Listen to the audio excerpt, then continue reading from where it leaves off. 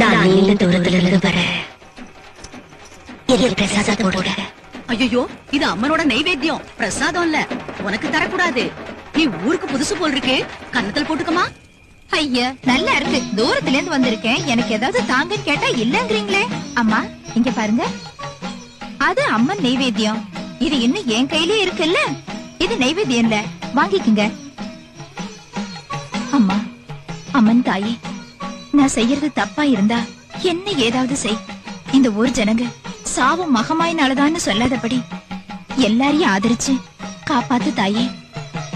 இத வாங்கிக்கங்கம்மா. வாங்கிங்க.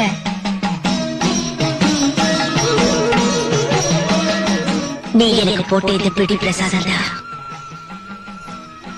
இந்த ஊரை காப்பாத்த போகுது.